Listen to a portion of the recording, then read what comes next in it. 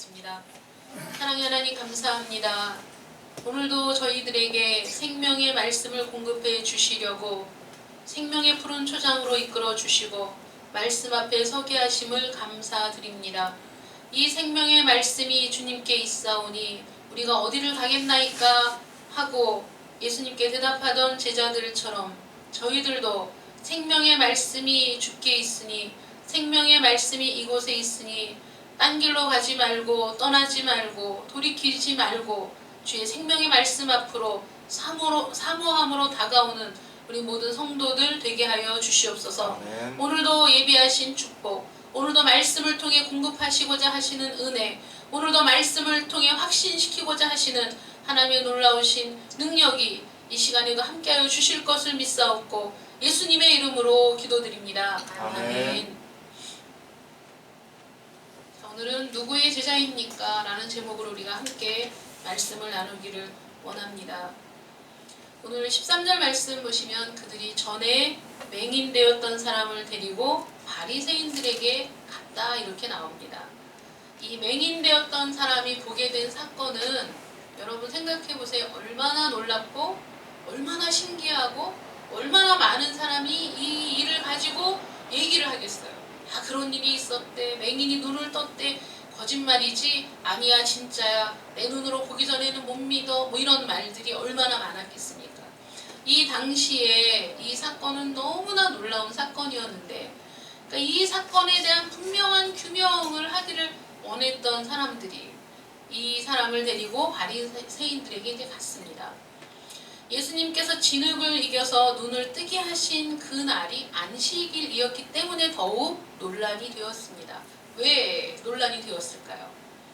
이 당시에 바리새인들이 그들 모든 사람들에게 가르쳤던 율법, 그들이 행했던 그 율법은 안식일을 거룩히 지키라는 그 계명을 잘 지키기 위해서는 어떻게 해야 되는가를 연구하여 그들이 안식일을 거룩하게 지키기 위해서 지켜야 할 수많은 규칙들을 만들어냈기 때문에 이 안식일에는 병자를 고쳐서도 안 되고 무슨 일을 해서도 안 되고 글자도 많이 쓰면 안 되고 얼마 이상 걸어도 안 되고 이런 아주 오만 가지 법칙들을 만들어내서 사람들을 아주 꽉 올가매던 그런 시기였습니다. 그러니까 예수님께서 진흙을 이겨서 일이잖아요. 진흙을 이겨서 그 눈에 바르고 했던 이 모든 행위는 안식일을 범한 일이 된다는 겁니다. 바리새인들 사이에서도 이게 분노와 논란의 쟁점이 되었던 것이죠. 예수님은 바리새인들의 그 주장을 그들이 어떻게 생각하는지를 알고 있으셨지만 개의치 않으시고 논란의 중심이 될 것을 아셨지만 그걸 전혀 주저하지 않으시고 해야 할 일을 하셨다는 겁니다. 그러므로 바리새인들도 그가 어떻게 보게 되었는지를 물었습니다. 왜 물었을까요? 야, 신기하다. 어떻게 눈을 뜨게 되었지? 라는 궁금증에서 물어본 것이 아닙니다. 눈을 뜨게 되었다는 사실은 들었습니다. 알았습니다. 그런데 그가 어떻게 보게 되었는지를 물었을 때 이 사람의 입을 통해서 예수라는 그 사람이 안식일을 범했다는 확증을 잡기 위해서 물어본 거죠. 그랬더니 그가 대답을 합니다. 그 사람이 누굽니까? 예수님이시죠. 그 사람이 진흙을 내 눈에 바르매 내가 씻고 나서 보게 되었습니다. 이 사람의 대답은 간단하고 분명합니다. 왜냐하면 사실이기 때문이죠. 자신에게 일어난 일에 대해서 그 사실에 대해서 언제든지 주저하지 않고 말할 수 있는 겁니다. 여러분 거짓말하는 사람은 말이 많지만 진실을 얘기하는 사람은 말을 많이 할 필요가 없습니다. 그냥 그게 사실이기 때문에 그 사실을 분명하게 얘기합니다. 이 말을 듣고 바리새인들 중에도 또 논란이 일어났습니다. 어떤 사람들은 야, 이 사람이 안식일을 지키지 않았으니 이 사람은 하나님께로부터 온 사람이 아니다 이렇게 얘기하는 사람, 또 어떤 사람은 야, 어떻게 죄인이 그런 표적을 만들 수 있겠어 이러면서 이들 사이에 분쟁이 일어나는 거죠. 여러분 말씀을 들을 때 말씀을 읽을 때 여러분들 마음에 분쟁이 일어나고 여러분들 마음에 다툼이 일어나고 여러분들 마음에 광풍이 불어오고 의심의 어려우십니까? 할렐루야, 감사한 일입니다. 일어나야 됩니다. 그때까지 내 생각과 내 가치관을 고집하며 내가 살아온 것이 정당하고 바르다고 생각해왔던 나의 이 삶에 우리 주님이 다가오시면 분열이 일어나고 다툼이 일어나고 내 안에서 의혹이 일어나고 의심이 일어나고 내가 잘 살아온 것인가 아니면 저 말씀이 맞는 것인가 우리 마음속에 전쟁이 일어납니다. 일어나야 됩니다. 부딪혀야 되니까 일어나야 되죠.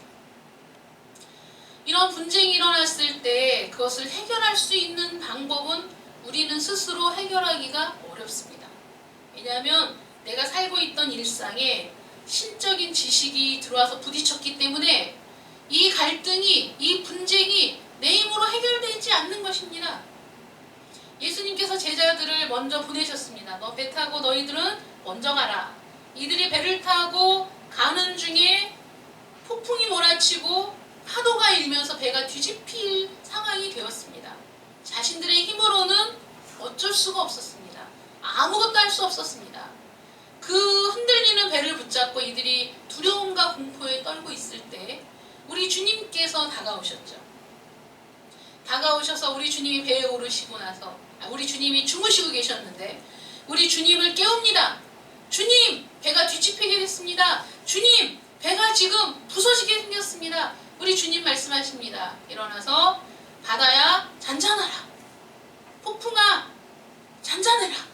명령하시니까 바람과 바다가 잔잔해졌습니다. 우리 주님의 말씀, 우리 주님께서 하시는 그 말씀에 내가 순종하기로 결정할 때, 그 말씀에 나의 삶을 맡길 때 비로소 우리는 온전한 평안을 누리게 되는 것입니다. 그러기 전에 우리는 이렇게 생각합니다. 하나님의 말씀이 내 마음에 부딪혀왔을 때, 하나님의 능력이 내 마음을 자극할 때, 또 내 마음이 불편하고 괴로울 때 우리는 내 생각으로, 내 지식으로, 내 경험으로 해결할 수 있다고 생각하고 이 불안을, 이 의혹을 평정할 수 있다고 생각하지만 여러분 그것은 절대로 그렇게 되지 않는 겁니다. 왜 그런지 아십니까? 내가 지금까지 살아온 모든 방식들은 죄로부터 시작된 것이기 때문에 그렇습니다. 모든 사람이 죄를 범하였으며 하나님의 영광에 이르지 못하더니 라는 우리가 근원적으로 우리가 태어나면서부터 갖고 있던 그 죄의 속성들이 우리 안에 자리 잡고 있기 때문에 내가 어떤 결정, 어떤 판단, 어떤 길을 가고자 할 때에도 그것이 완벽하게 올바른 것이 아니라는 것을 우리가 인식해야 됩니다. 나의 죄로부터 말미암은 나의 가치관과 내 생각과 내 감정들이 하나님의 말씀을 만났을 때 당연히 부딪힘이 일어나고 당연히 갈등이 일어나고 당연히 내 속에서 분쟁이 일어나는 것입니다. 제가 아까 말씀드린 것처럼 여러분들 마음속에 분쟁이 일어나면, 갈등이 일어나면, 여러분들 마음속에 의혹이 일어나면, 불편함이 생기면 그것은 할렐루야라는 거예요. 부딪히는 것이 감사라는 거예요. 이제는 내 자아가, 내 고정관념이, 내가 이때까지 살아온 방식들이 부딪혀서 깨어지게 생긴 것은 감사한 일이라는 거예요. 왜냐하면 내가 죄를 기반으로 세워졌던 나의 인생이 이제 허물어지고 하나님의 말씀으로 새롭게 빚어질 그 감격의 순간을 여러분들이 눈앞에 두고 있기 때문입니다. 그래서 그 모든 해결이 어디로부터 말미암는 것이냐? 죄로부터 시작된 나의 인생과 가치관과 내 경험과 내 지식으로 되는 것이 아니라 우리 주님의 말씀을 통해서 이루어지는 줄 믿으시기 바랍니다. 우리 주님께서 이 앞을 보지 못하는 이 사람을 만나셨을 때 이 사람은 자신의 인생에 이런 일이 일어날 줄을 알지 못했습니다. 내 인생에 이러한 일이 있을 것이라고는 상상도 하지 못했습니다. 그래서 기대도 하지 않았던 일이었습니다. 그 주님을 만났고 이 사람은 자기가 이해할 수 없는 놀라운 일을 경험한 겁니다. 자기의 경험, 자기의 생각, 자기의 지식, 그것을 뛰어넘는 초월하는 하나님의 은혜, 그것을 초월하는 하나님의 능력을 만났을 때 이 사람의 마음이 어떠했을지 여러분 생각해 보십시오. 이제까지는 알지 못했던 새로운 신세계를 경험하는 거죠. 이 사람을 불러다가 물을 때 이 사람은 그 사실을 분명하게 말할 수 있었습니다. 내가 들었고 내가 그분의 말씀대로 행했더니 나에게 기대하지 일어나지도 않았던 이 놀라운 일이 지금 일어났습니다. 라고 이 사람이 고백을 하는 겁니다. 이 말을 듣고 바리새인들 중에도 논란이 일어났지만 여러분, 이 논쟁이 인간적인 논쟁으로 자신들의 힘으로 해결하려고 하고 자신들의 지식으로 이 문제를 어떻게든지 바로잡으려고 할 때 이들의 논쟁은 불필요한 논쟁, 소모적인 논쟁, 아무것도 얻을 것이 없는 논쟁으로 그치고 만다는 거죠. 이들이 논쟁 가운데 맹인되었던 자에게 다시 묻습니다. 예수가 그 사람이 내 눈을 뜨게 하였으니 너는 그를 어떠한 사람이라고 생각하느냐? 라고 또 묻습니다. 그래서 너는 지금 그 사람을 누구라고 생각하느냐? 이 바리새인들이 너무 궁금하죠. 이 사람이 도대체 예수를 누구라고 생각할까? 이 사람은 이런 표적을 경험했는데 그러면 이 사람은 누구라고 생각할까? 그 사람이 자신들이 원하는 대답을 하기를 기대하고 물었지만은 이 사람이 뭐라고 대답합니까? 17절 하반절에 선지자입니다. 라고 대답합니다. 선지자. 바리새인들의 기대하는 동떨어진 대답을 합니다. 사실 그대로에 입각해서 이 사람이 느낀 걸 얘기하는 거죠. 아, 내가 이런 일을 겪고 나니까, 내가 이런 놀라운 기적을 경험하고 나니까 그분은 보통 사람이 아니라는 거죠. 이분은 하나님이 보내신 분이 아니라면 이런 기적을 행할 수가 없다는 마음의 믿음과 확신을 갖고 있었다는 거죠. 선지자라는 대답이 만족할 만한 대답은 아닙니다. 부족한 대답이긴 하지만 이 사람이 최선의 대답을 한 거예요. 그 마음에 선지자라는 확신이 있었던 거죠. 유대인들이 이 사람이 자신들이 원하는 대답을 하지 않으니까 이번에는 그 부모를 불러서 묻습니다. 이들의 모습은 어떠합니까? 자신들이 이미 마음에 결정한 대답, 자신들이 이미 마음속으로 확신하고 있는 그것을 얻어내기까지, 사실도 중요하지 않고 이 사람의 경험도 중요하지 않고 내가 원하는 답을 끌어내기 위해서 끊임없이 집요하게 질문하고 있는 이들의 모습은 사실은 너무나 불쌍한 모습입니다. 가엾고 초라한 모습이죠. 여러분, 벌거숭이 임금님이라는 이야기를 여러분 아시죠? 어떤 나라에 임금님이 있었습니다. 정사에도 관심이 없고 백성들이 어떻게 사는지도 관심이 없고 오로지 멋있는 옷을 입고 그것을 보고 즐기는 것이 이 사람의 최고의 즐거움이었습니다. 어떤 두 사람이 와서 임금님에게 이 세상에서는 볼 수 없는 가장 아름답고 가장 우아하고 가장 매력적인 옷을 만들어 드리겠습니다. 이렇게 약속을 하죠. 그래서 거기에 필요한 모든 금과 은과 보물들은 다 챙기고 이들은 빈 배틀에서 옷감을 짜는 신용을 하고 있습니다. 너무나 궁금해서 신하를 보냈더니 이 옷을 이 사람들이 뭐라고 얘기했죠? 이 옷이 이 세상에서 가장 아름다운 옷이지만 정직하지 않은 사람 눈에는 보이지가 않습니다. 이렇게 얘기했습니다. 그랬더니 그 제자가 가서, 그 신하가 가서 봤는데 자기 눈에 아무것도 안 보이거든요. 아무것도 안 보이지만 너무나 이상했지만 자기가 안 보인다고 얘기하면 정직하지 못한 사람이 될까봐 아름답다고 극찬을 하고 돌아와서 임금님에게도 똑같이 얘기합니다. 너무나 아름답습니다.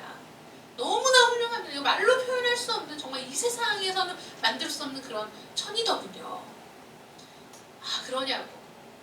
얼마 지나지 않아서 또 궁금해서 또 다른 사람을 보냈습니다. 그 신하도 똑같은 일을 경험했지만 이 임금님에게 와서는 극찬을 하죠. 드디어 옷이 다 만들어졌습니다. 임금님이 옷을 입으러 딱 갔는데 아무것도 보이지 않습니다. 이 재단사들은 열심히 그 옷을 들고 오는 신용을 하면서 또 옷을 입혀줍니다. 옷을 다 벗기고 옷을 막 입혀줍니다. 이거는 뭡니다. 임금님 어떠십니까? 임금님의 거울을 보고 아무리 봐도 자기 빈 몸뚱어리밖에 안 보이지만 멋있다. 왜냐하면 이 신하들은 다 보이는데 자기만 안 보인다고 할 수 없어서 자기만 정직하지 못한 사람이 될까봐 보인다고 얘기합니다. 드디어 그 세상에 하나밖에 없는 옷을 입고 행진하는 시간이 되어서 그 임금님이 벌거벗은 채로 행진을 하죠. 길가를 쫙 수많은 그 군대와 신하들이 뒤에 쫙 정렬을 하고 자 예수님들 아니 임금님 뒤를 따라갑니다.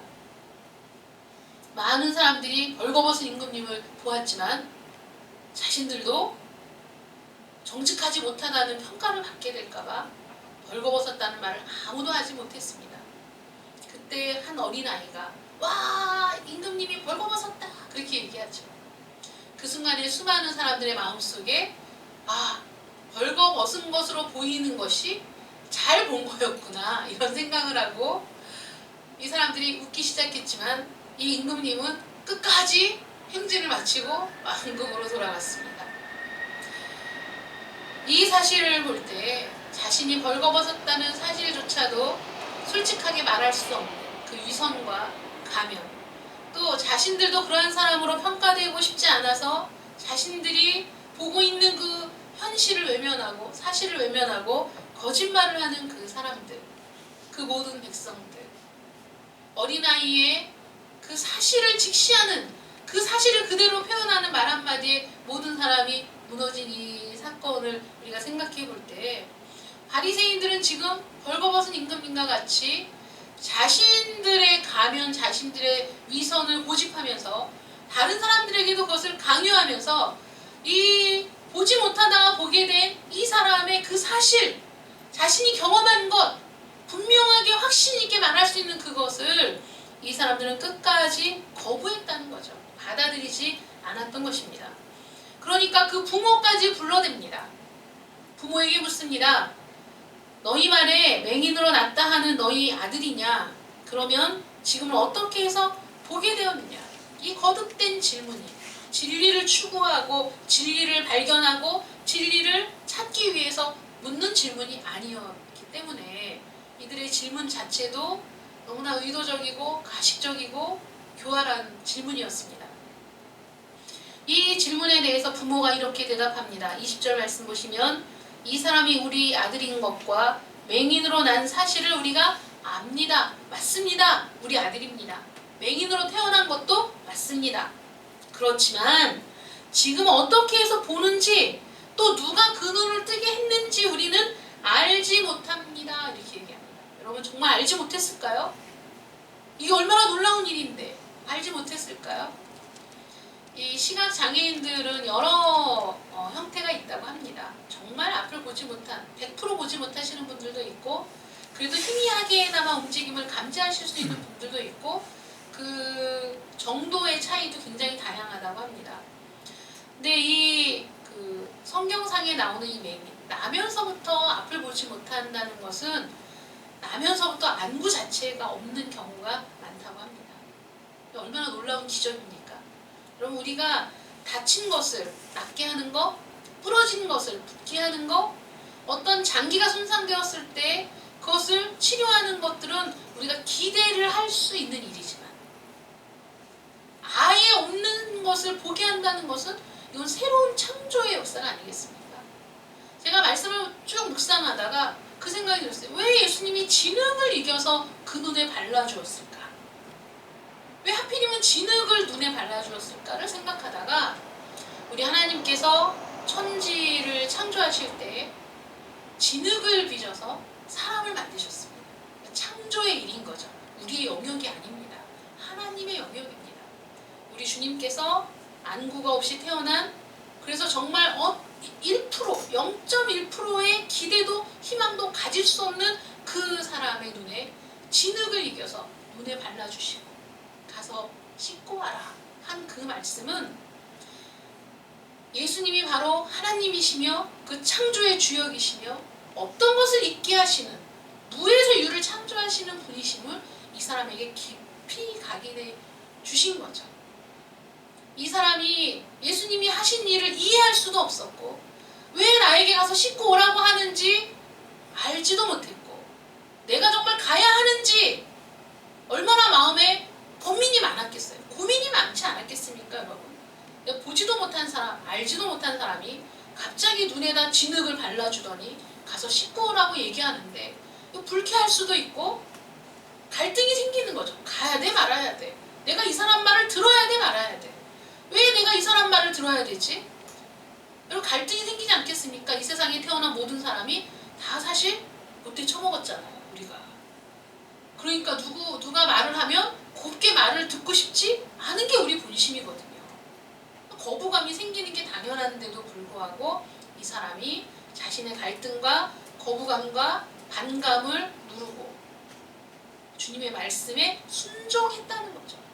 가서 그 눈을 씻었는데 너무나 놀랍다는 말로는 표현할 수 없는, 이 감정을 도대체 뭐라고 표현할 길이 없는 너무나 위대하고 놀라운 일을 경험하게 된 거예요. 눈이 보게 된 거예요. 이 사람의 마음에 생긴 이 확신, 이 사람의 마음에 새겨진 그 신비, 이것을 아무리 바리새인들이 누르고 이 사람에게 거짓말을 하도록 유도를 해도 이 사람은 그렇게 할 수가 없었던 것이죠.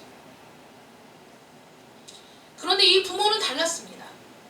분명히 말을 들었을 텐데, 여러분, 내 자녀가, 내 자식이 날 때부터 앞을 보지 못하던 내 자녀가 갑자기 뜨게 되어서 보게 되었는데 이 부모가 이 놀라운 사실을 모를 수 있겠습니까? 얼마나 놀라운 일입니까? 정말 누가 고쳐줬는지 쫓아가서 정말 밥이라도 함께 대접하고 정말 감사를 표현해도 부족한 그런 일이 아니겠습니까? 그런데 이 부모가 모릅니다 이렇게 얘기합니다. 모릅니다. 우리는 모릅니다. 우리 아들은 장성했으니 이 아들에게 물어보십시오 라고 얘기했는데, 그 이유를 성경은 뭐라고 얘기하고 있냐면 22절 말씀을 보면 그 부모가 이렇게 말하는 것은 이미 유대인들이 누구든지 예수를 그리스도로 시인하는 자는 출교하기로 결의했기 때문에 그들을 무서워했다는 거예요.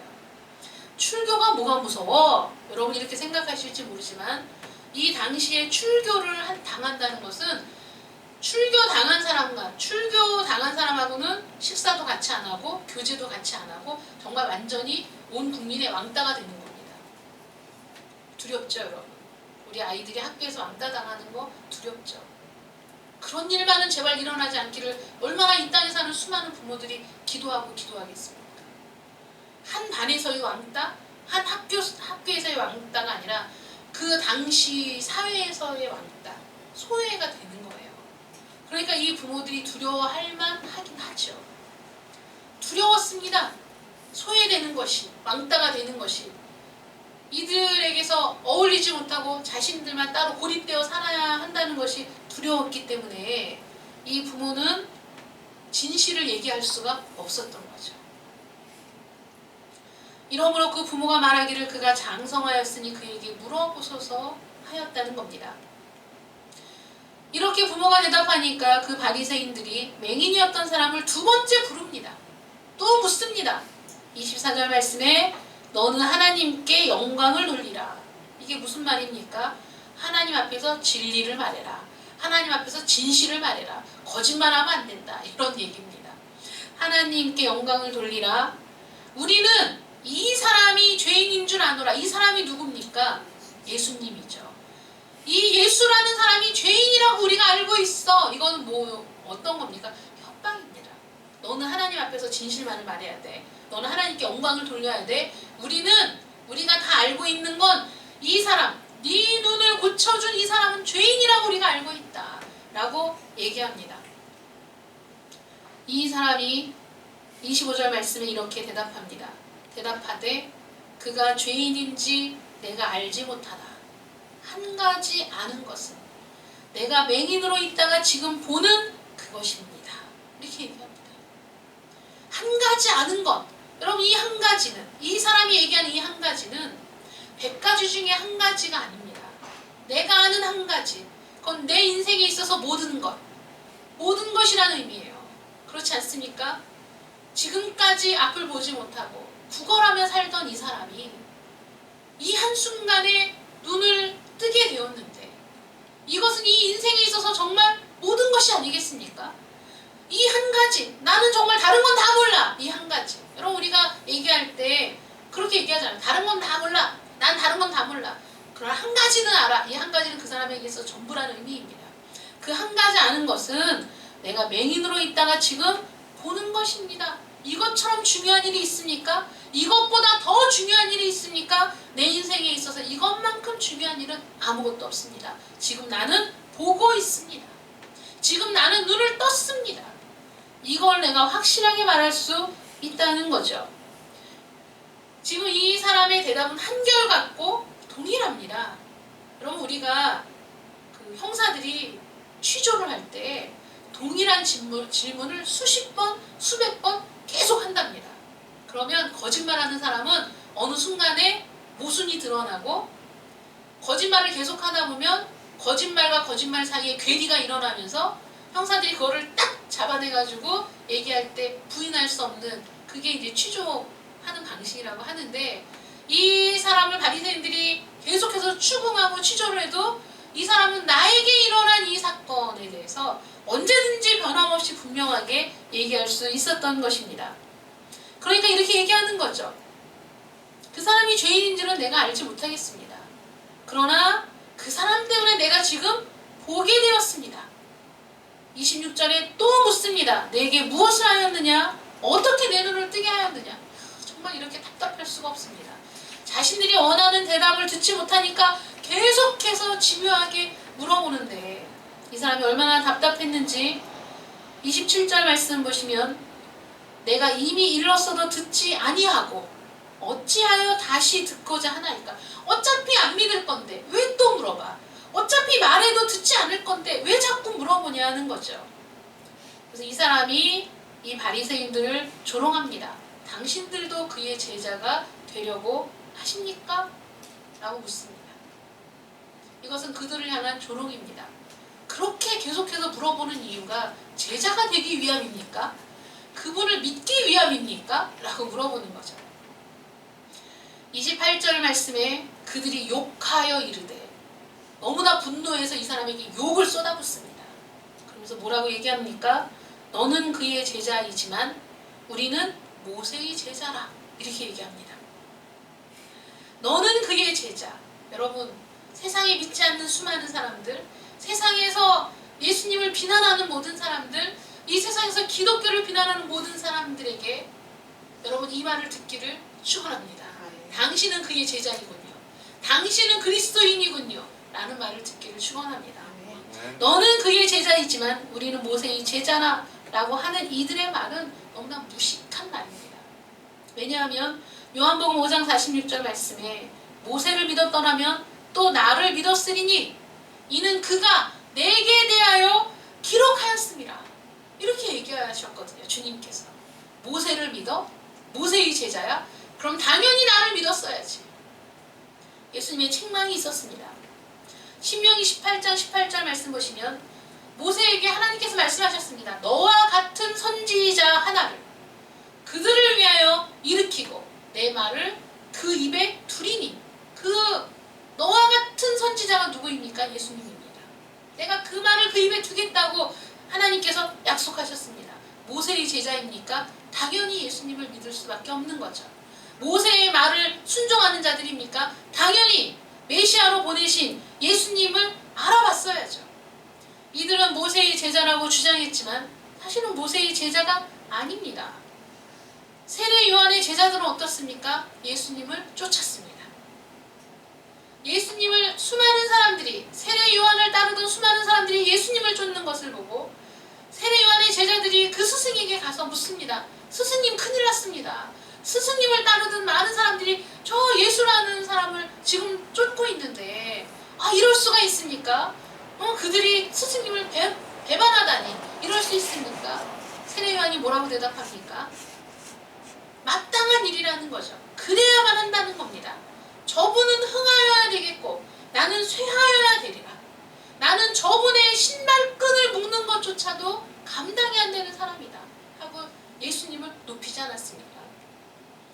세례 요한의 제자들도 예수님을 믿고 따르듯이 모세의 제자라면 당연히 예수님을 믿었을 터인데 이들은 지식적인 성경에 대해 지식적인 부분은 뛰어났을지 모르지만 하나님의 마음도 모르고 하나님의 뜻도 모르고 예수 그리스도를 보고서도 하나님의 아들인 것을 알지 못한 사람입니다.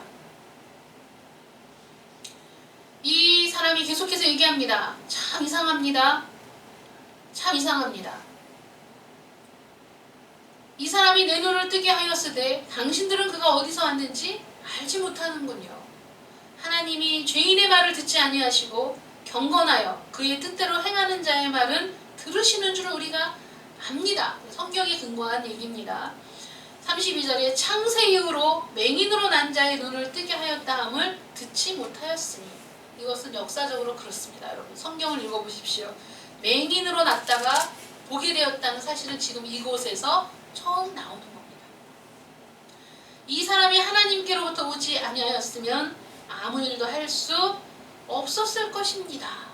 이 사람의 신앙의 고백이죠. 이 말을 들은 바리새인들이 이렇게 얘기합니다. 내가 온전히 죄 가운데서 나서 우리를 가르치느냐 하고 쫓아내어 보내니라. 출교한 겁니다. 쫓아낸 겁니다. 이 사람은 그것을 감수하고서라도 자신에게 일어난 일을 부인할 수 없었던 것입니다. 여러분들 마음속에 부딪힘이 있습니까? 여러분들 마음속에 갈등이 일어납니까?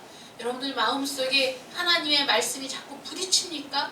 여러분 감사하시고 그 부딪히는 갈등 속에서 하나님이 이끄시는 대로 순종하기로 결단하시는 여러분들 되시기를 축복합니다. 아멘. 이 사람이 순종했을 때 이 사람은 놀라운 말씀의 기적을 경험할 수 있었고, 그 사실은 이 사람 마음속에 믿음의 확신으로 자리 잡게 되었습니다. 그 상태에서 머물렀습니까? 그 부모들처럼 비겁했습니까? 아닙니다. 이 사람은 출교를 각오하고서라도 그것을 증언할 수 있는 믿음으로 성장했던 것이죠. 여러분들의 믿음은 어떻습니까?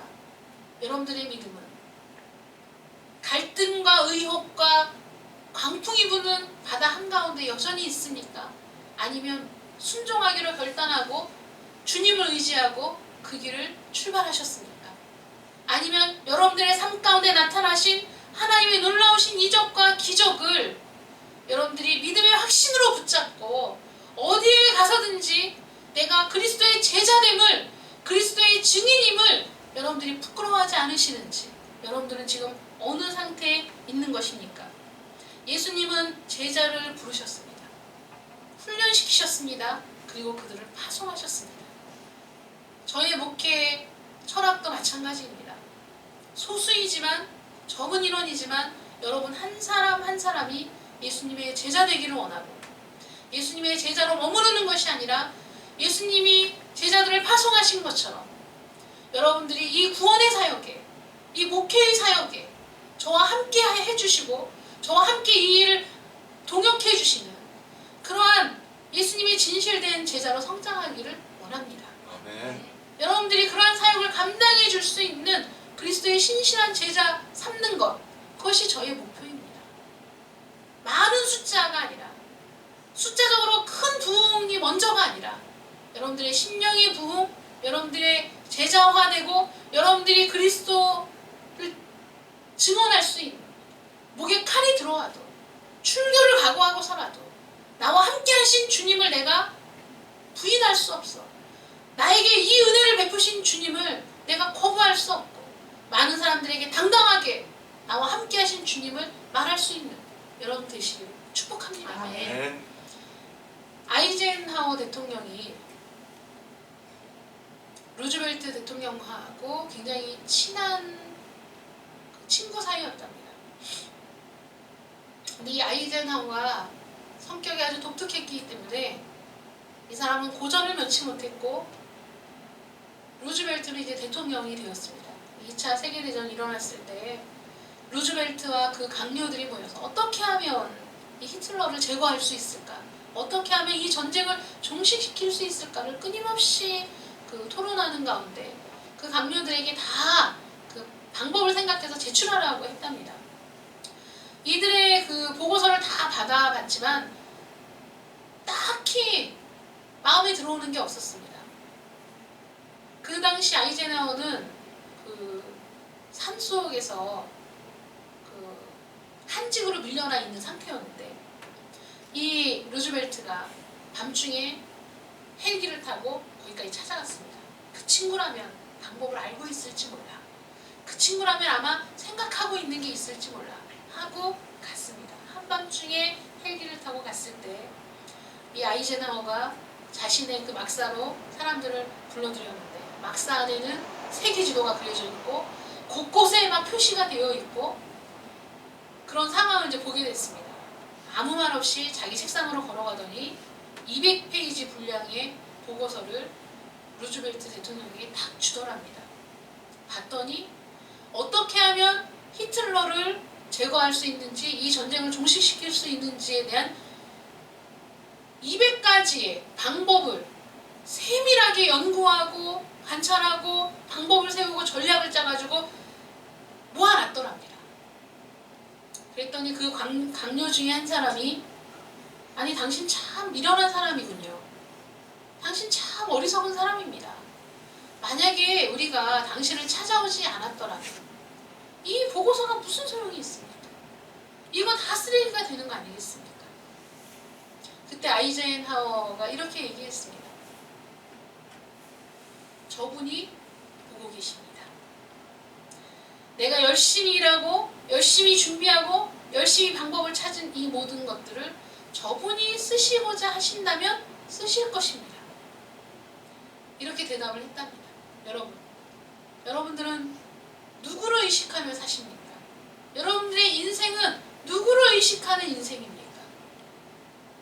여러분들의 마음에 자꾸 갈등을 일으키고 의욕을 일으키고 의심하게 하고 이 광풍이 불도록 하시는 분이 누구십니까? 말씀에 부딪히게 하시는 분이 누구십니까? 여러분들이 지금까지 걸어왔던 인생의 가치관을, 경험을, 지식을, 여러분들의 사고방식을, 고정관념을 자꾸 두드리시고 부딪히시고 깨뜨리려고 하시는 분이 누구십니까? 위에 계신 하나님, 전능하신 하나님이 아니십니까? 그분이 여러분들의 마음을 두드리실 때 여러분 어떻게 반응하셔야 됩니까? 여러분들 어떤 것을 결정하셔야 됩니까? 어떤 것을 선택하셔야 됩니까? 제자란 어떤 사람입니까? 부딪히는 그 말씀 속에서 순종을 결정한 사람입니다.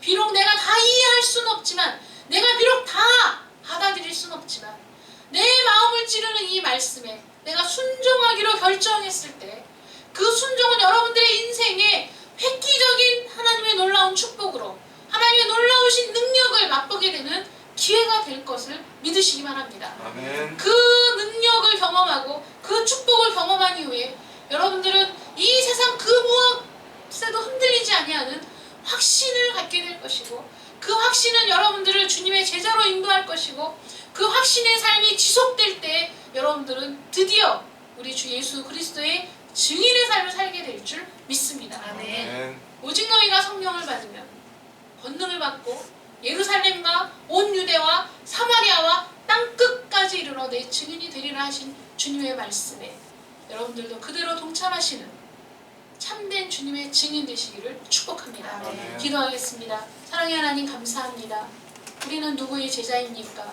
바리새인들은 자신들이 모세의 제자라고 주장했지만 그러나 사실은 그들은 모세의 제자도 아니었습니다.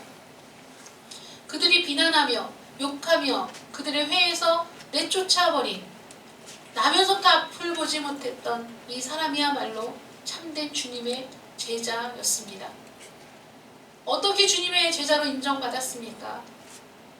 우리 주님의 말씀에 부딪혔을 때 많은 의욕이 있었고 갈등이 있었고 거부감도 있었지만 그 말씀에 순종하기로 결단하고 순종했을 때 놀라운 기적을 경험하였고, 그 놀라운 기적은 이 사람의 삶을 흔들었으며 이 사람의 삶을 온전히 그리스도에게로 집중하게 하는 귀한 사건이 되었습니다. 그 마음에 확신이 생겼습니다. 수많은 사람들이 비난하고 손가락질하며 예수님을 죄인이라고 모욕하며 이 사람을 회유했지만, 협박했지만 이 사람 자신에게 일어난 일들을 거부할 수 없고 거짓말할 수 없고 그 확신이 이 사람을 이끄는 대로 예수님의 증인이 되었고, 예수님 때문에 일어난 일에 대해서 언제든지 자신 있게 말할 수 있는 사람이 되었습니다. 우리는 어떤 사람입니까? 우리는 어떠한 길을 가고 있습니까?